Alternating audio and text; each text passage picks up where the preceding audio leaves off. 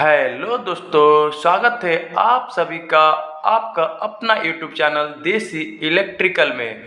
तो आज दोस्तों हम बहुत ही इलेक्ट्रिकल का इम्पोर्टेंट टॉपिक के ऊपर बात करने वाले हैं कि एसी क्या होता है और डीसी क्या होता है।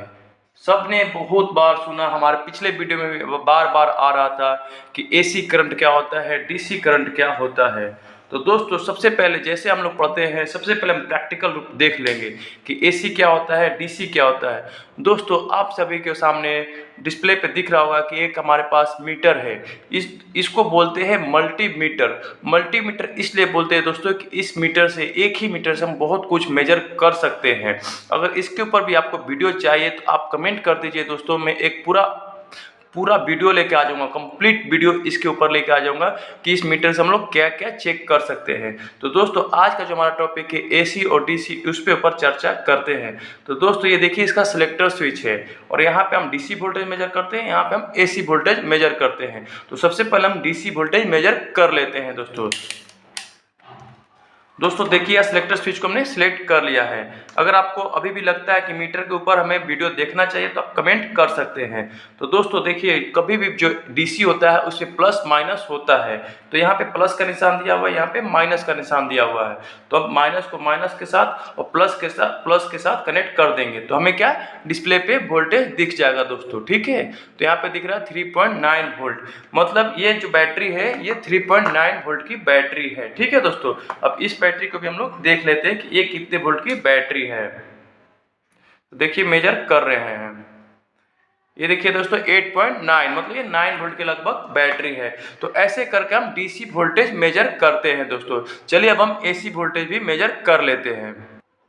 इसके लिए दोस्तों सिलेक्टर स्विच को हम लोग क्या करेंगे, 750 वोल्ट पे जो एसी वोल्ट है वहां पे हम लोग सिलेक्ट कर लेंगे। ठीक है दोस्तों, तो देखिए दोस्तों यहाँ पे हम एसी वोल्टेज मेजर कर रहे हैं। जैसा कि हमारे डिस्प्ले में दिखा रहा है 250 वोल्ट आ रहा है। तो जो ये दो प्रोब है दोस्तों, ब्लैक और रेड कलर को, इसको हमें क्या लगाना पड़ता है सॉकेट में। जैसे हम यहाँ पे ऑफ कर देंगे दोस्तों तो यहाँ पे वोल्टेज 0 हो गया।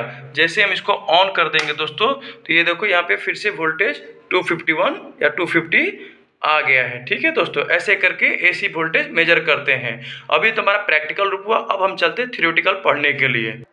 तो दोस्तों आपने देखा एसी और डीसी वोल्टेज में डिफरेंस। एक तो एसी वोल्टेज जो हमें सॉकेट में मिलता है उसको हम लोग क्या बोलते हैं एसी, जो हमारे घरों में यूज होता है उसको हम लोग बोलते हैं एसी वोल्टेज, और जो बैटरी होता है उसको बोलते हैं डीसी वोल्टेज। ठीक है दोस्तों, उसको क्या बोलते हैं डीसी वोल्टेज। ये एक नॉर्मल सा डिफरेंस हुआ दोस्तों। अभी हम लोग क्या करेंगे दोस्तों, अगर आपको कुछ भी डाउट है इसमें तो आप हमें कमेंट कर सकते हैं। अब चलिए दोस्तों एकदम अच्छे से पढ़ लेते हैं कि एसी वोल्टेज होता क्या है। तो दोस्तों जो एसी होता है ना दोस्तों, एसी का पूरा नाम ही होता है अल्टरनेटिव करंट। क्या होता है अल्टरनेटिव करंट।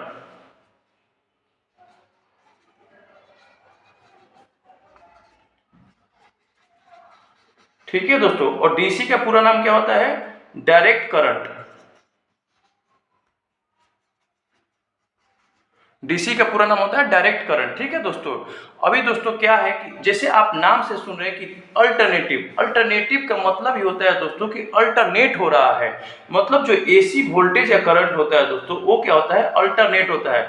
जैसे कि आपने बचपन में पढ़ा होगा, ये पढ़ा होगा, चतुर्थांश पढ़ा होगा। यहाँ पे होता है 0, यहाँ पे होता है 1 और यहाँ पे होता है -1। ठीक है दोस्तों, आपने पढ़ा होगा चतुर्थांश। तो ये क्या होता है अल्टरनेटिव करंट दोस्तों, 0 से स्टार्ट होगा 1 तक जाएगा, फिर 0 पे आएगा, फिर -1 पे आएगा, फिर 0 पे आएगा, मतलब अल्टरनेट होता रहेगा। ठीक है दोस्तों, अल्टरनेट होता रहेगा। ठीक है, और डायरेक्ट करंट क्या होता है दोस्तों, डायरेक्ट करंट हमेशा 1 ही रहेगा। इसका वैल्यू क्या रहेगा, हमेशा 1 ही रहेगा। मतलब इसमें प्लस माइनस जैसे होता है, यहाँ पे प्लस माइनस होता है। ठीक है, यहाँ पे प्लस और यहाँ पे माइनस रहता है। ठीक है दोस्तों, लेकिन यहाँ पे जो एसी करंट होता है इसमें क्या 0 1, मतलब ऐसे आपने देखा होगा वोल्टेज 251 250 ऐसे करके, वो एसी वोल्टेज है। ठीक है दोस्तों, एसी वोल्टेज है, अल्टरनेटिव करंट है। और डीसी वोल्टेज क्या है, डायरेक्ट करंट है। डायरेक्ट आपको एकदम कांस्टेंट वोल्टेज मिलता ही रहेगा, कांस्टेंट वोल्टेज मिलता रहेगा, इसमें माइनस नहीं होता है। ठीक है दोस्तों, तो अभी दोस्तों जो हमारे घरों में आता है सप्लाई,